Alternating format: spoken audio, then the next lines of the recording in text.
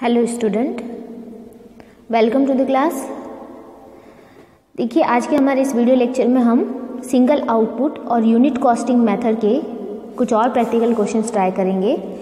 तो देखिए, क्वेश्चन है from the following information given below prepare the statement showing cost of good manufactured and sold, the profit earn for the month. ठीक है, आपको जो सूचनाएं दे रखी हैं उससे आपको एक ऐसा कॉस्ट स्टेटमेंट बनाना है जो कि आपको गुड्स मैन्युफैक्चर और cost of goods sold show कर सके और profit earn for the month show कर सके। ठीक है, अब देखिए इस क्वेश्चन में आपको दे क्या रखा है। क्वेश्चन में आपको इन्वेंट्रीज दे रखी है, स्टॉक दे रखे हैं, किस किस के, रॉ मटेरियल के, वर्क इन प्रोग्रेस के और फिनिश गुड्स के। ठीक है, 1 अगस्त और 21 अगस्त, तो इसका मतलब ओपनिंग और क्लोजिंग स्टॉक आपको दे रखे हैं। ठीक है, सारे स्टॉक हो गए। नीचे देखिए अदर डेटा क्या दे रखा है।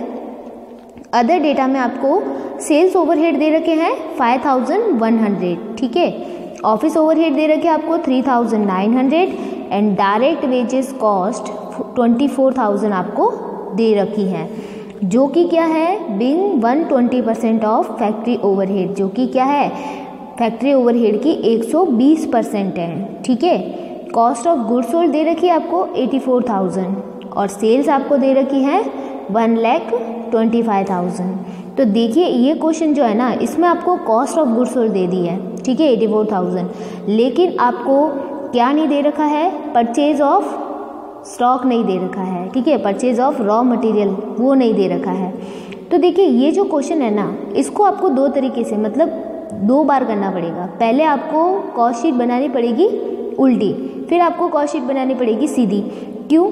क्योंकि देखिए क्वेश्चन में कॉस्ट ऑफ गुड्स सोल्ड दे दिया, सेल्स दे दिया, डायरेक्ट वेजेस दे दी और सेलिंग और ऑफिस ओवरहेड दे दिए, बट आपको नहीं दिया परचेज ऑफ स्टॉक। ठीक है, purchase of raw material, sorry, तो वो आपको नहीं दे रखा है। तो आप जब भी शीट सीधी बनाने जाओगे तो सबसे पहली चीज़ ही हम क्या लिखते हैं, डायरेक्ट मटेरियल कंज्यूम लिखते हैं। ठीक है, या रॉ मटेरियल कंज्यूम लिखते हैं। तो उसके लिए हमारे पास रॉ मटेरियल के ओपनिंग और क्लोजिंग स्टॉक तो है बट परचेज नहीं है। ठीक है, तो आपको पूरी शीट बनानी पड़ेगी, एक बार तो उल्टी और एक बार सीधी। ठीक है, जैसे हम शीट उल्टी बनाएंगे तो हम परचेज की कैलकुलेशन करेंगे और परचेज की कैलकुलेशन होने के बाद हम वापस उस शीट को सीधा बनाएंगे। ठीक है, तो देखिए इसका सॉल्यूशन कैसे होगा। तो इसके लिए आपको बनाना पड़ेगा कुछ इस टाइप का स्टेटमेंट।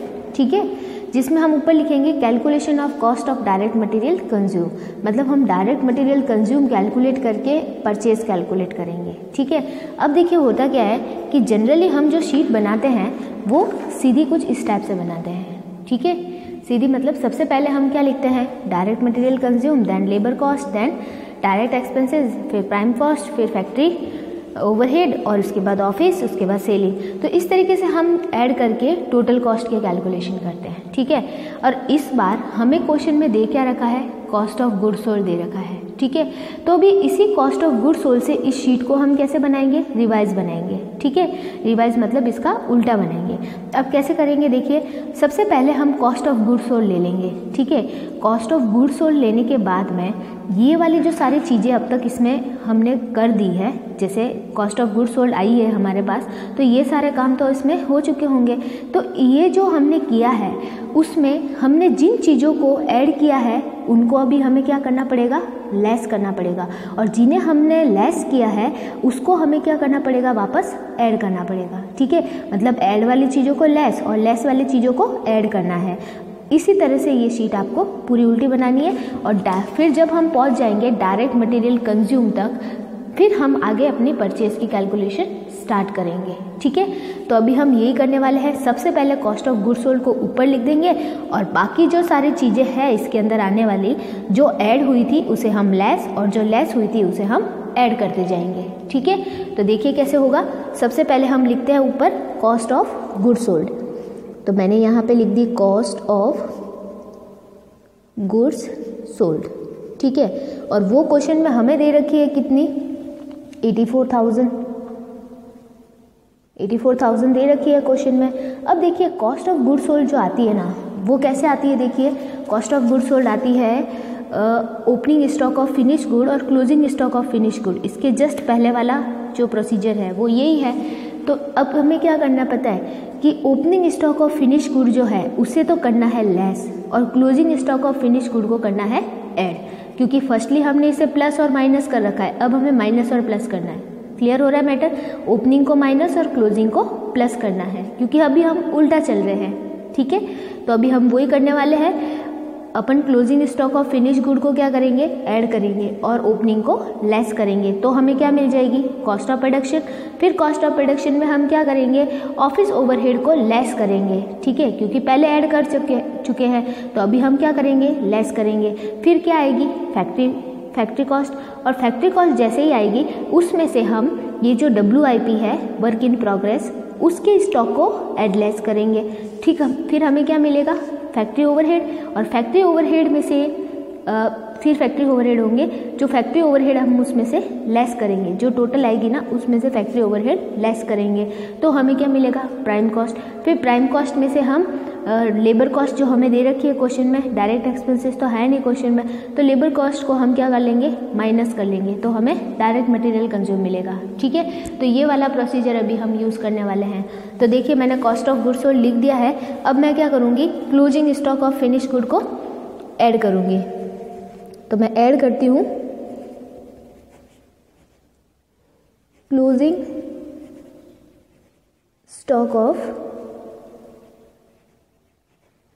Finish goods. ठीक है, और ये मुझे क्वेश्चन में दे रखा है, कितना दे रखा है? देखिए closing stock of finish good ये दे रखा है 27,000, तो 27,000 को मैंने ऐड करना है। ठीक है, ऐड करने के बाद मेरी टोटल कितनी आएगी? ये आएगी 1,11,000। फिर इसमें से मुझे लेस करना है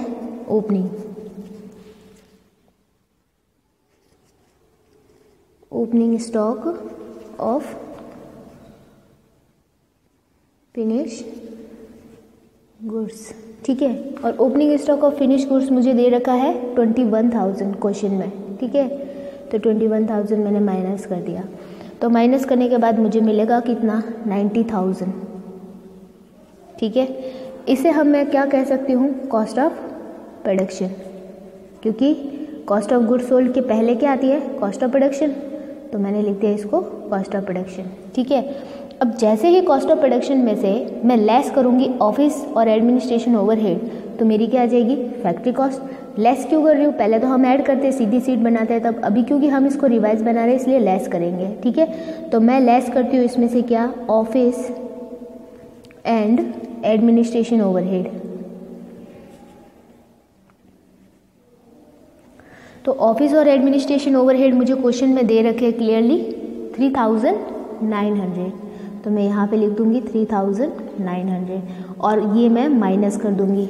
ठीक है, तो माइनस करने के बाद देखिए मेरे पास कितनी आती है डिजिट, तो ये अमाउंट मेरे पास आ जाएगी 86,100। ठीक है, इसे मैं क्या कह सकती हूँ? इसे मैं फैक्ट्री कॉस्ट कह सकती हूँ। ठीक है, फैक्ट्री कॉस्ट।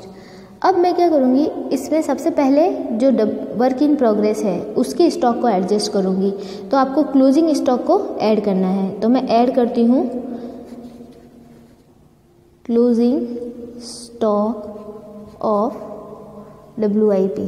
ठीक है, आपको हमेशा ध्यान रखना है स्टॉक चाहे फिनिश गुड का हो या WIP का, ट्रीटमेंट बिल्कुल वैसा ही होगा। सीधे चलेंगे तो क्लोजिंग स्टॉक लेस होगा और ओपनिंग ऐड होगा, उल्टे चल रहे हैं तो क्लोजिंग ऐड होगा और ओपनिंग लेस होगा। ठीक है, तो अभी देखिए इसका क्लोजिंग स्टॉक कितना है? WIP का 18,000 है, तो मैं इसमें से 18,000 क्या करूँगी? ऐड करूँगी। ठीक है, तो मेरी टोटल कितनी आ जाएगी? ये आएगी 1,04,100। ठीक है, लेस करूँगी मैं इसमें ओपनिंग स्टॉक ऑफ WIP। ये देखिए WIP का ओपनिंग स्टॉक है मेरे पास कितना? 12,000, तो मैं इसमें से 12,000 लेस करूँगी, तो ये जो अमाउंट आएगी वो आएगी 92,100। ठीक है, अब ये जो 92,100 है इसमें से अगर मैं लेस कर दूँ, क्या लेस कर दूँ? फैक्ट्री ओवरहेड लेस करूँगी तो मुझे मिल जाएगी क्या? Prime cost. ठीक है, एक बार वापस शीट आपको बता देती हूँ कि अपन कैसे चल रहे हैं। देखिए, हम फैक्ट्री कॉस्ट हमने निकाल दी, उसमें हमने दोनों WIP के उसको एडजस्ट कर दिया। अब अगर मैं इसमें से फैक्ट्री ओवरहेड माइनस कर लूँगी तो प्राइम कॉस्ट मिल जाएगी मुझे। ठीक है, तो अभी वही करने वाले हैं हम। तो देखिए, फैक्ट्री ओवरहेड आपको क्वेश्चन में दे नहीं रखे हैं, बट एक क्लू दे रखा है। क्लू ये दे रखा है कि आपकी जो डायरेक्ट वेजेस है 24,000, वो बिंग 120% है किसके, फैक्ट्री ओवरहेड के। ठीक है, तो आपकी डायरेक्ट वेजेस 120% है फैक्ट्री ओवरहेड के, तो आप फैक्ट्री ओवरहेड इजीली कैलकुलेट कर सकते हो। कैसे, जैसे ये जो 24,000 है ये 120% के इक्वल है, तो 120 अपॉन में रख देंगे हम। ठीक है, और इंटू करना है हमें 100। ठीक है, कैसे हुआ कि अगर 24,000 जो है वो 120% के बराबर है और 120% ऑफ फैक्ट्री ओवरहेड, तो इसका मतलब फैक्ट्री ओवरहेड तो 100 ही हुए, तो इंटू हम 100 करेंगे तो फैक्ट्री ओवरहेड आ जाएगा। ठीक है, और फैक्ट्री ओवरहेड हमारे कितने होंगे, 20,000 होंगे। तो फिर हम वो 20,000 माइनस करेंगे फैक्ट्री ओवरहेड, तो हमारे पास जो अमाउंट आएगी वो कितनी आएगी, देखिए वो आएगी 72,100, जिसे हम क्या कह सकते हैं, प्राइम कॉस्ट कह सकते हैं। ठीक है, तो ये प्राइम कॉस्ट है हमारे। अब प्राइम कॉस्ट में आती है 3 चीज़ें, डायरेक्ट मटेरियल, डायरेक्ट वेजेस और डायरेक्ट एक्सपेंसेस। हमारे क्वेश्चन में डायरेक्ट एक्सपेंसेस नहीं है, तो हमें लेस करना है सिर्फ क्या, डायरेक्ट वेजेस। डायरेक्ट वेजेस, तो जैसे डायरेक्ट वेजेस हमें दे रखी है क्वेश्चन में कितनी, 24,000, वो हम माइनस करेंगे तो हमें लास्टली जो बचेगा वो क्या बचेगा, डायरेक्ट मटेरियल कंज्यूम। तो लास्ट में देखिए बचेगा 48,100 का, जिसे हम क्या सकते हैं, क्या, डायरेक्ट मटेरियल कंज्यूम्ड। ठीक है, तो ये है हमारा डायरेक्ट मटेरियल कंज्यूम। तो हमने डायरेक्ट मटेरियल कंज्यूम निकाल दिया है। अब आपको मैं बताती हूँ कि डायरेक्ट मटेरियल कंज्यूम कैसे कैलकुलेट करते हैं हम। देखिए, डायरेक्ट मटेरियल कंज्यूम हम कैलकुलेट करते हैं, उसके लिए हम जब शीट बनाते हैं तो उसमें फॉर्मूला कैसे एप्लीकेबल करते हैं, opening stock of raw material plus purchases of raw material minus closing stock of raw material, ये करते हैं हम। ठीक है, तो अभी हमारे पास डायरेक्ट मटेरियल कंज्यूम है 48,100 और opening stock of raw material हमें कितना दे रखा है क्वेश्चन में, ये दे रखा है हमें 12,000। ठीक है, तो यहाँ पे हम लिख लेते हैं 12,000 प्लस हम लिख देते हैं परचेजेस, क्योंकि परचेजेस हमारे पास है नहीं, परचेज ऑफ रॉ मटेरियल वही हम कैलकुलेट करना चाह रहे हैं, और लेस करते हैं हम क्लोजिंग स्टॉक। ठीक है, तो closing stock of raw material आपको क्वेश्चन में दे रखा है 12,900।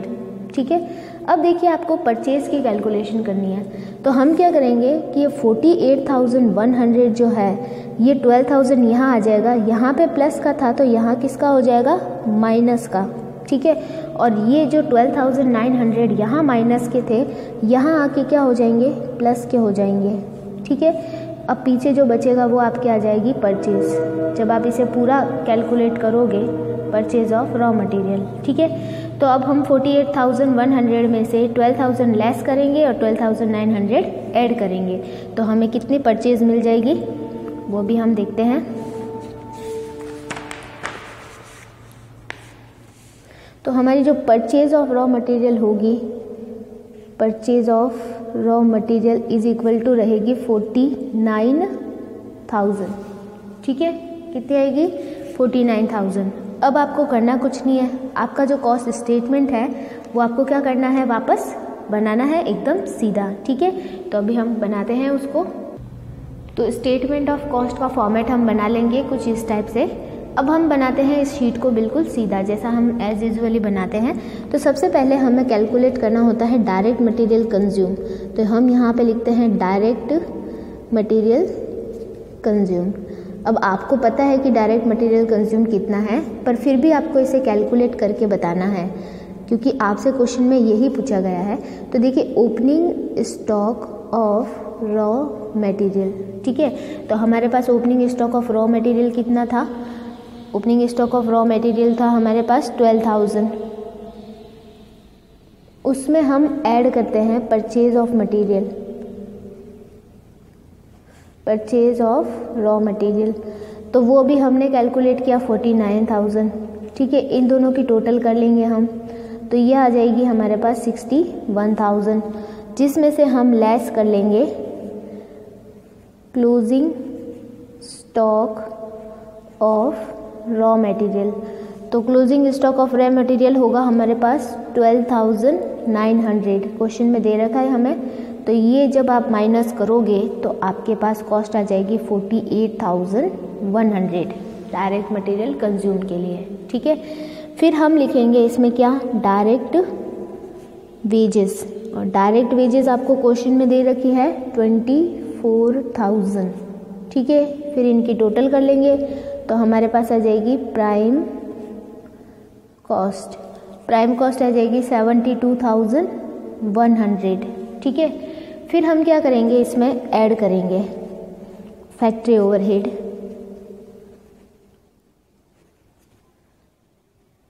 और फैक्ट्री ओवरहेड क्या है हमारे, वो हमने कैलकुलेट किए थे, आपको पता ही है कैसे किए थे। 24,000 जो कि था 120 के इक्वल, तो 100 कितना था, तो हमने कैलकुलेट किए थे 20,000, ठीक है। फिर 20,000 हम इसमें ऐड कर लेंगे तो कितना आ जाएगा, देखिए 1 2 और ये हो जाएगा 92,100, जिसमें अभी हम क्या करेंगे, ऐड करेंगे। क्या ऐड करेंगे? Opening stock of WIP, opening stock of WIP, और जो कि हमारे पास कितना था, ये था हमारे पास 12,000 का, ऐड कर देंगे तो ये आ जाएगा 1,04,100, और लेस करेंगे हम क्लोजिंग स्टॉक ऑफ WIP, ठीक है, जो कि हमारे पास कितना है 18,000। तो ये माइनस कर लेंगे तो हमारे पास में आ जाएगा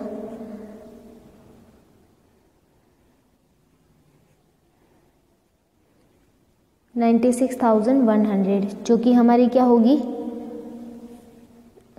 ये होगा 86,100। 86,100 हमारी क्या हो जाएगी, फैक्ट्री कॉस्ट, ठीक है, जिसे हम वर्क कॉस्ट भी कह सकते हैं, ठीक है। फिर अभी हम इसमें ऐड करेंगे, क्या ऐड करेंगे, office and administrative overhead.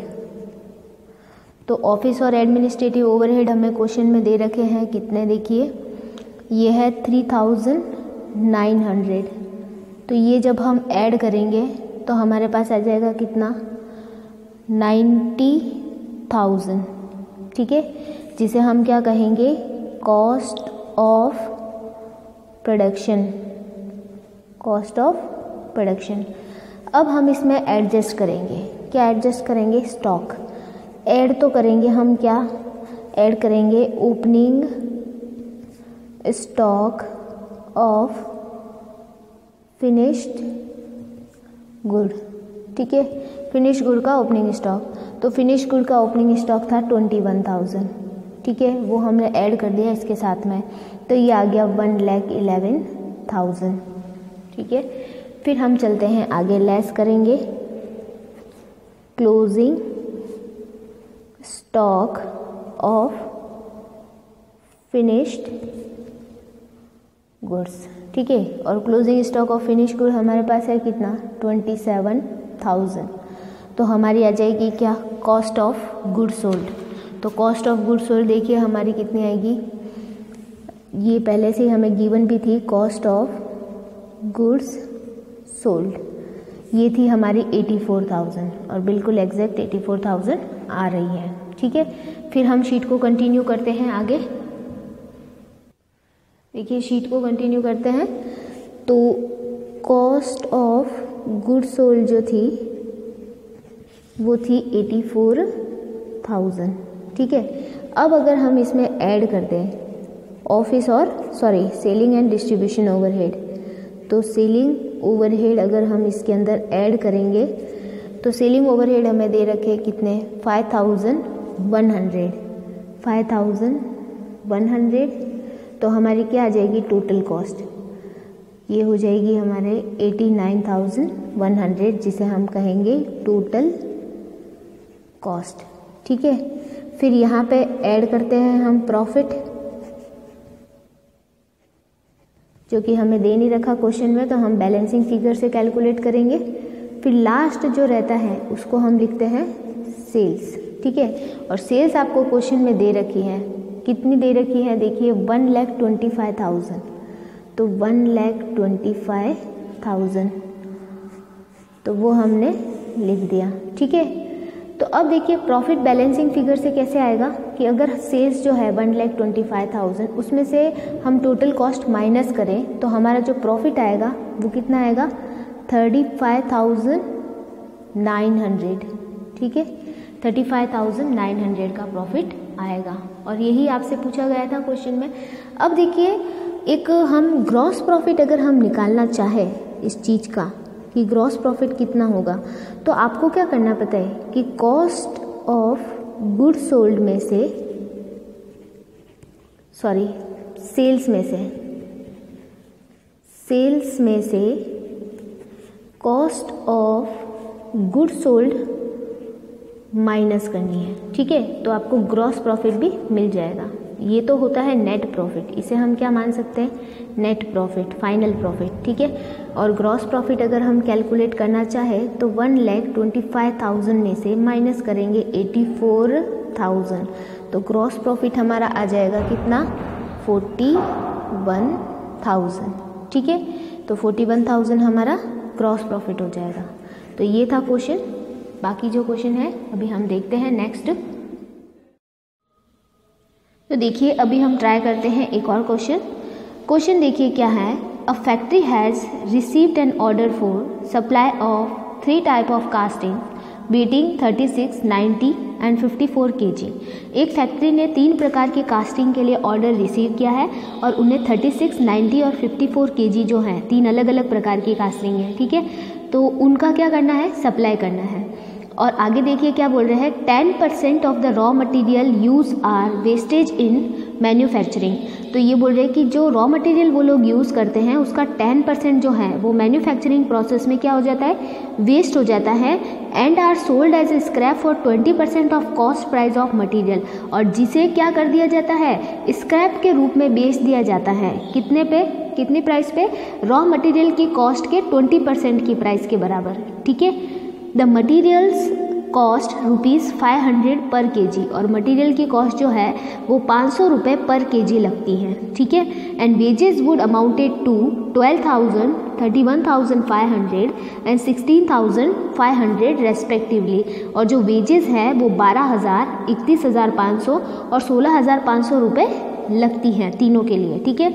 The cost of moulds of casting is 1,200, 1,000 and 900 respectively. और जो कॉस्ट ऑफ मोल्ड्स है, मोल्ड्स जो होते हैं साँचे, उनकी जो लागत है कास्टिंग करने के लिए जो मोल्ड्स लगते हैं उसकी जो कॉस्ट है वो कितनी लगती है 1,200 लगती है, 1,000 लगती है और 900 लगती है तीनों के लिए, ठीक है। तीनों के लिए अलग अलग बता रखी है। Factory overhead are to be charge at the 40% of wages. और जो फैक्ट्री ओवरहेड है वो वेजेस के 40% के बराबर चार्ज किए जाते हैं। Administrative and other overhead at the 20% of work cost. और जो एडमिनिस्ट्रेटिव ओवरहेड है वो वर्क कॉस्ट के 20% के बराबर चार्ज किए जाते हैं। It is desire to earn a profit of 25% on selling price. और ये मानना है आपको या ऐसा सोचा गया है कि हमें जो है वो सेलिंग प्राइस पे 25% प्रॉफिट अर्न करना है, ठीक है। तो आपको ध्यान रखना है कि यहाँ पे जो प्रॉफिट का परसेंटेज दे रखा है वो कैसे दे रखा है 25% ऑन सेल्स दे रखा है, ठीक है। सेलिंग प्राइस के ऊपर 25% प्रॉफिट अर्न करना है। Ascertain the price to be quoted for the supply of these 3 different type of castings on the basis of above information। तो आपको उनकी सेलिंग प्राइस की कैलकुलेशन करनी है तीनों प्रकार के कास्टिंग के लिए, ठीक है, आपको जो इन्फॉर्मेशन दे रखी है उस बेसिस पे, ठीक है। तो इस क्वेश्चन में देखिए इन्होंने ये बोला कि कास्टिंग की सप्लाई करनी है, कितने केजी की सप्लाई करनी है, 36, 90 और 54 केजी। तो यहाँ पे 3 टाइप की कास्टिंग्स है, कास्टिंग्स A, B और C, हम 3 नाम दे देंगे, ठीक है। और तीनों की कितनी कितनी सप्लाई करनी वो दे रखा है, और साथ में ये बताया है कि आप जितना इनपुट करते हो या जितना रॉ मटेरियल लगाते हो उसका 10% क्या हो जाता है, वेस्ट हो जाता है, ठीक है।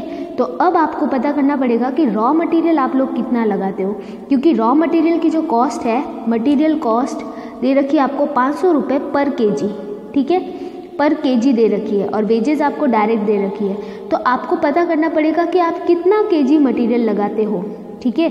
आप कितना केजी मटेरियल लगाओगे कि आपको 36, 90 और 54 केजी की क्या हो सके, सप्लाई हो सके, ठीक है। तो आपको पता करना पड़ेगा कि हमें कितना किलोग्राम मटेरियल लगाना है या कितना किलोग्राम मटेरियल हम लगाएंगे, ठीक है, for the supply of this kilograms, ठीक है। तो अभी हम वही फाइंड आउट करेंगे कि हम कितना इनपुट लगा रहे हैं या कितना रॉ मटेरियल हम लगा रहे हैं। तो देखिए सॉल्यूशन कैसे होगा इसका। तो देखिए हम सबसे पहले इसका वर्किंग नोट प्रिपेयर करेंगे, ठीक है। वर्किंग नोट में हम कैलकुलेशन करेंगे किस चीज़ की, इनपुट की, कि हमने कितना इनपुट लगाया, मतलब हमने कितना रॉ मटेरियल लगाया।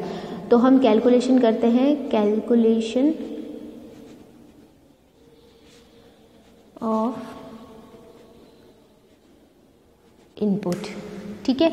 तो अब देखिए हमने कास्टिंग के नाम दे दिए ए टाइप के, ठीक है, ए टाइप और बी टाइप और सी टाइप।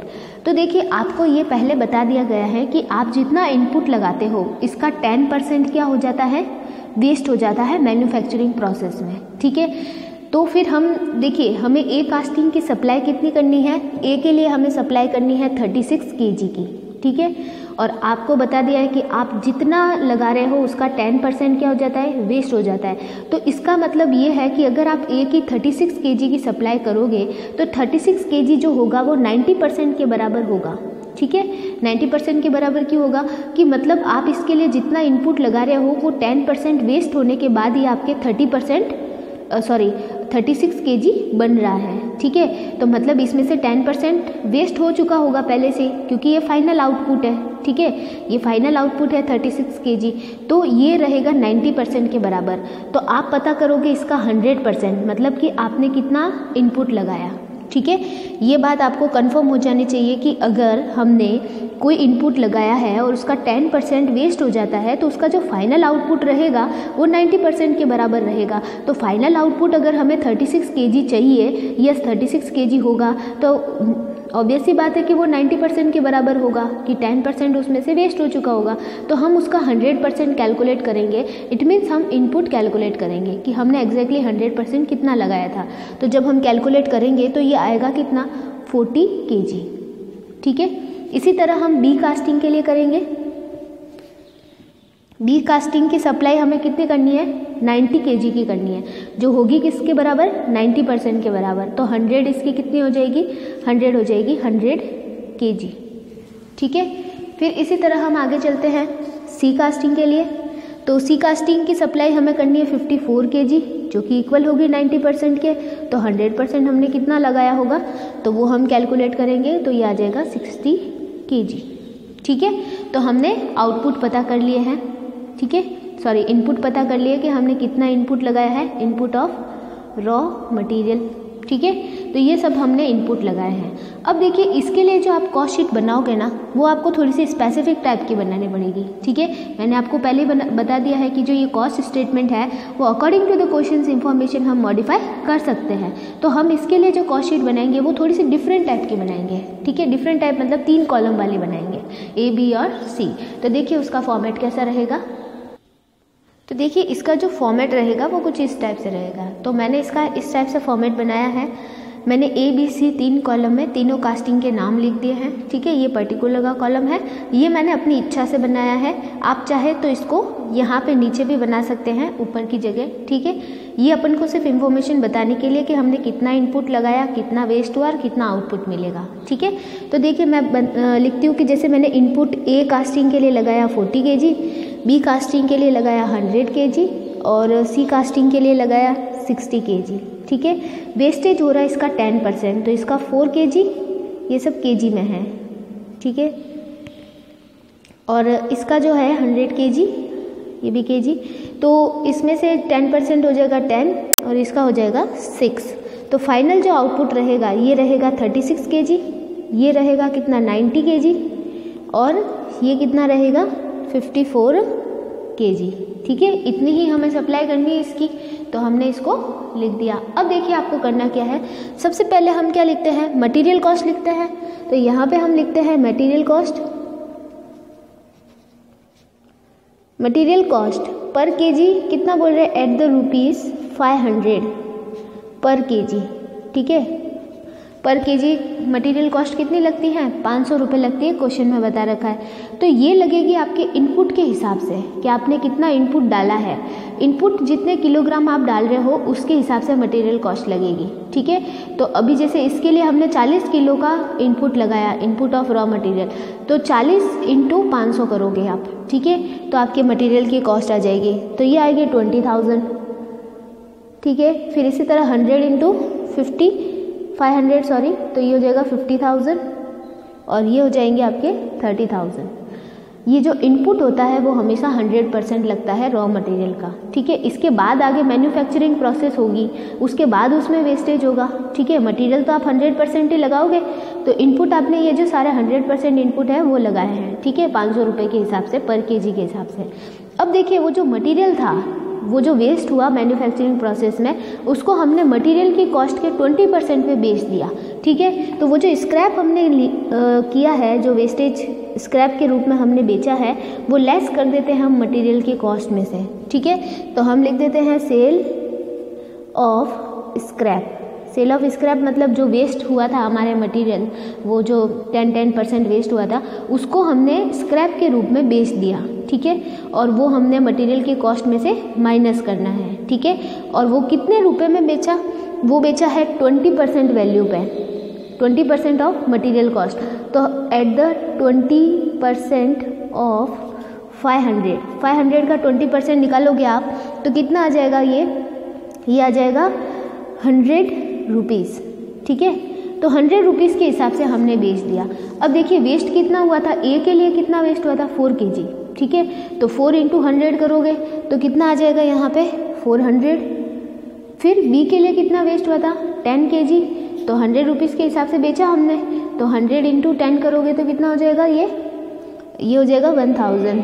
फिर सी का कितना वेस्ट हुआ, 6 kg, ठीक है। 6 kg वेस्ट हुआ, 100 रुपीज़ के हिसाब से बेचेंगे तो कितना आ जाएगा, ये 600, ठीक है। माइनस कर लेंगे हम, लेस कर देंगे, तो लेस करने के बाद यहाँ पे आ जाएगा ये 19,600। फिर यहाँ पे आएगा आपके 49,000। फिर यहाँ पे आएगा 29,400, ठीक है। ये होगी cost of material used, cost of material use, कि हमने कितना मटेरियल फाइनली यूज़ किया वो हमने निकाल दी, ठीक है। क्लियर हो रहा है मैटर। फिर चलते हैं हम आगे। अब देखिए अब हम लगाएंगे वेजेस कॉस्ट, ठीक है। शीट के फॉर्मेट में ही बन रही है, बस बात ये है कि ये जो स्क्रैप था ये मटेरियल से रिलेटेड था, इसलिए हमने मटेरियल की कॉस्ट में से माइनस किया, ठीक है। तो अब लगा रहे हैं हम वेजेस देखिए कितनी आ रही है। वेजेस आपको क्वेश्चन में क्लियरली दे रखी है 12,000 ए के लिए, फिर बी के लिए 31,500 और सी के लिए 16,500, ठीक है। इसके बाद में आपको बोला हुआ है कि एक जो मोल्ड्स लगे हैं, मोल्ड्स मतलब सांचे कास्टिंग को डालने के लिए, तो सांचों की जो कॉस्ट होती है वो डायरेक्ट एक्सपेंसेस में आती है, ठीक है। तो हम यहाँ पे लिखते हैं डायरेक्ट एक्सपेंसेस, जिसमें लिखते हैं हम कॉस्ट ऑफ मोल्ड्स। मोल्ड्स की जो कॉस्ट है वो डायरेक्ट एक्सपेंसेस मानी जाती है, ठीक है। तो कॉस्ट ऑफ मोल्ड्स देखिए कितनी हो जाती है, दे रखी है आपको क्वेश्चन में, ए के लिए 1200, बी के लिए 1000 और सी के लिए 900, ठीक है, ये आपको दे रखी है। इसके बाद इन तीनों की टोटल मतलब मटेरियल यूज, वेजेस और डायरेक्ट एक्सपेंसेस, तीनों जोड़ेंगे तो हमारे पास क्या आ जाएगी, प्राइम कॉस्ट। तो यहाँ पे हम लिखते हैं प्राइम कॉस्ट, फिर इन तीनों की टोटल करते हैं हम, तो ये आ जाएगी 32,800, इसकी आ जाएगी 81,500 और इसकी आ जाएगी हमारे पास में 46,800, ठीक है। तो ये आपके क्या है, प्राइम कॉस्ट है। अब इसमें हम ऐड करेंगे, ऐड क्या करते हैं हम, फैक्ट्री ओवरहेड। तो फैक्ट्री ओवरहेड, अब फैक्ट्री ओवरहेड के लिए क्वेश्चन में क्या बोला हुआ कि फैक्ट्री ओवरहेड जो है आपके वो वेजेस के 40% पे लगता है, 40% के बराबर। तो 40% ऑफ वेजेस, ये लगेंगे आपके 40% ऑफ वेजेस। तो अब देखिए आपकी वेजेस कितनी है, वेजेस ए के लिए है 12,000, तो 12,000 का 40% करूँ तो कितना आएगा, ये आएगा 4,800। फिर इसी तरह इसकी वेजेस है 31,500, तो इसका हम करेंगे कितना, 40%, तो कितना आएगा ये 12,600। फिर ये है 16,500 सी के लिए, उसका 40% करेंगे तो फिर कितना आएगा 6,600, ठीक है। ये हमने क्या लगा दिए, फैक्ट्री ओवरहेड। अब देखिए क्या आएगी आपकी, अब आएगी हमारी फैक्ट्री कॉस्ट, ठीक है, ये जो आएगी फैक्ट्री कॉस्ट। अब इसकी टोटल करो आप, टोटल करेंगे तो 37,600, फिर इन दोनों की टोटल आ जाएगी अपने 94,100, इन दोनों की टोटल आ जाएगी 53,400, ठीक है। ये है हमारी फैक्ट्री कॉस्ट। अब फैक्ट्री कॉस्ट के बाद में आगे देखिए क्या लगाएंगे हम, ऑफिस एडमिनिस्ट्रेशन ओवरहेड। तो ऑफिस एडमिनिस्ट्रेशन ओवरहेड के लिए क्या बोला हुआ है कि ऑफिस ओवरहेड जो है आपके वर्क कॉस्ट के, वर्क कॉस्ट मतलब फैक्ट्री कॉस्ट के 20% के बराबर लगते हैं। तो यहाँ पे हम लिखते हैं ऐड ऑफिस ओवरहेड, ठीक है, और ये है आपके 20% of factory cost, factory cost के 20%। तो फैक्ट्री कॉस्ट तीनों की ये रही, तीनों प्रकार की कास्टिंग की हमारे सामने है, तो बस उसका क्या करेंगे हम 20%। तो ए के लिए करेंगे तो आएगा 7,520, बी के लिए आएगा 18,820, सी के लिए आएगा 10,680, ठीक है। फिर ये जब हम ऐड करेंगे, इसके बाद आपको क्वेश्चन में कोई सेलिंग ओवरहेड वगैरह नहीं दे रखे हैं, तो मतलब यही हमारी क्या हो जाएगी टोटल कॉस्ट, ठीक है। अगर आगे आपको क्या दे रखा होता, सेलिंग ओवरहेड दे रखे होते, तो ये चीज़ क्या हो जाती हमारी, ये हो जाती हमारे कॉस्ट ऑफ प्रोडक्शन, ठीक है। लेकिन कुछ नहीं दे रखा तो इसको ही हम क्या कह लेंगे, टोटल कॉस्ट। फिर देखिए इनकी टोटल करते हैं हम, टोटल आ जाएगी 45,120, इसकी जो टोटल आएगी वो 1,12,920, और फिर इसकी टोटल आ जाएगी हमारे पास 64,080, ठीक है। ये आ गई हमारी टोटल कॉस्ट। अब बात करते हैं प्रॉफिट की, इसमें हमें ऐड करना होता है क्या, प्रॉफिट। तो प्रॉफिट के लिए आपको क्वेश्चन में क्या बोला हुआ है, प्रॉफिट के लिए क्वेश्चन में हमें बोला हुआ है कि प्रॉफिट जो है वो 25% ऑन सेलिंग प्राइस है, तो मतलब ये है एट 25% ऑन सेल्स। अब आपको प्रॉफिट दे रखा है सेल्स पे। मैंने आपको जब प्रीवियस लेक्चर्स में बताया था, जब नोट्स वाले लेक्चर थे उसमें कहा था कि प्रॉफिट कैसे हो सकता है, दो तरीके से। पहला तरीका है प्रॉफिट हो सकता है ऑन कॉस्ट, ठीक है। प्रॉफिट कैसे हो सकता है, ऑन कॉस्ट, मतलब प्रॉफिट का परसेंटेज आपको कॉस्ट के ऊपर दे रखा हो सकता है, ठीक है। दूसरा कैसे हो सकता है, दूसरा हो सकता है प्रॉफिट का परसेंटेज ऑन सेल्स हो, ठीक है।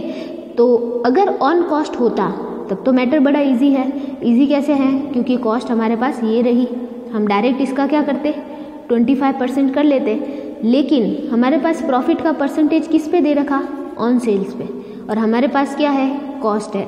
तो इसके लिए मैंने आपको क्या बताया था कि आपको एक सिंपल सा प्रोसीजर यूज़ करना है वर्किंग नोट में, ठीक है। वर्किंग नोट जैसे हम बना लेंगे, पीछे बना लेते हैं वर्किंग नोट। यहाँ पे हम सेल्स लिख देते हैं और ये शीट हमारी एक बार के लिए तो क्लोज कर देते हैं हम। यहाँ पे हम सेल्स लिख देंगे तीनों की सेलिंग प्राइस, ठीक है। पहले प्रॉफिट जोड़ेंगे तब सेलिंग प्राइस आएगी इसमें, क्योंकि सेलिंग प्राइस के लिए हमें यही क्लू दे रखा है प्रॉफिट का। तो देखिए अब हम निकालते हैं प्रॉफिट इसका, और प्रॉफिट के लिए मैंने आपको सिस्टम बताया था। वर्किंग नोट नंबर 2 ले लेते हैं हम, calculation of profit.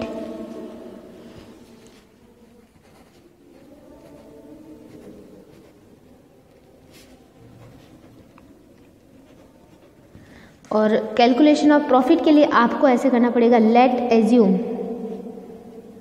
Late assume sales is equal to 100, ठीक है। सेल्स को आप क्या मान लोगे, 100 मान लोगे, ठीक है।